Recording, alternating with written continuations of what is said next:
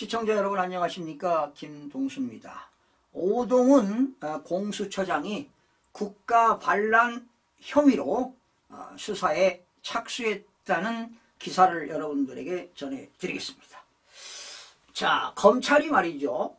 사법 적폐 1순위로 꼽히는 우리법연구회라고 있죠. 주로 판사 출신들이 많은데 이 오동훈 공수처장도 판사 출신입니다. 이 판사 출신으로서 공수처 수장 자리를 꿰찬 오동훈 씨를 국가 반란 및 내란 사범으로 간주한다고 수사에 착수하고 있습니다. 고발한 사람은 김태우네요. 김태우 전 강서구청장은 오늘 개인 유튜브 채널에서 오동훈 씨를 형법상 내란과 군형법상 반란 혐의로 고발한 사건 2025 형제 270입니다.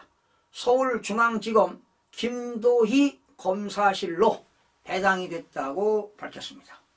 이에 따라 검찰은 오 씨가 공수처 수사관과 경찰관 80명 등 다중의 위력을 동원해서 현지 국가수반에 대한 불법 체포 및 수색에 착수하는 수법으로 반란을 일으킨 혐의 등에 대해 수사를 하게 되는데요.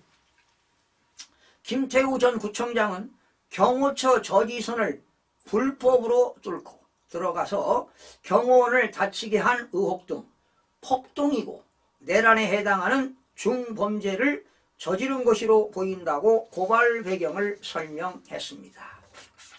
지금 오동훈 판사 출신이죠. 여러분, 우리나라 지금 법관들이 말이죠.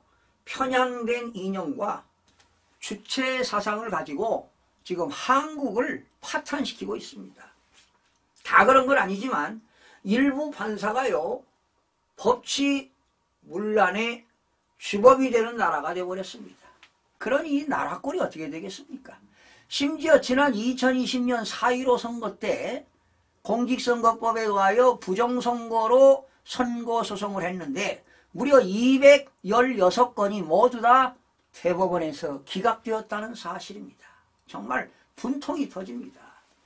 이게 대한민국의 오늘의 현실입니다. 이게 일부 법관들의 검은 카르텔 아닐까요?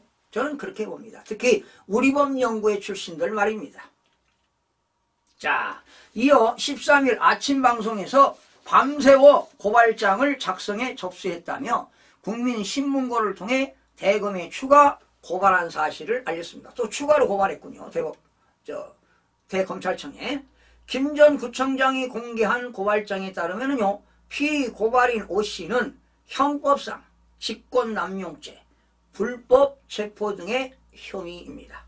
앞서 검찰은 윤석열 대통령 측이 체포영장 집행 시도에 반발해 오 씨 등 11명을 특수공무집행 방해치사상 혐의로 고발한 사건을 서울중앙지검 공공수사 3부 김태훈 부장검사에 지난 7일 배당하고 수사토록 지휘를 했습니다. 고발 대상에는 오 씨를 비롯한 공수처 행동대원 5명과 검찰의 핸드폰을 압수당하고도 국가수사본부를 끌여온 우종수 씨, 경찰청장 공석을 메우는 이호영 씨, 국방부 장관을 대신하는 김선호 씨 등이 포함이 됐습니다. 그러네요.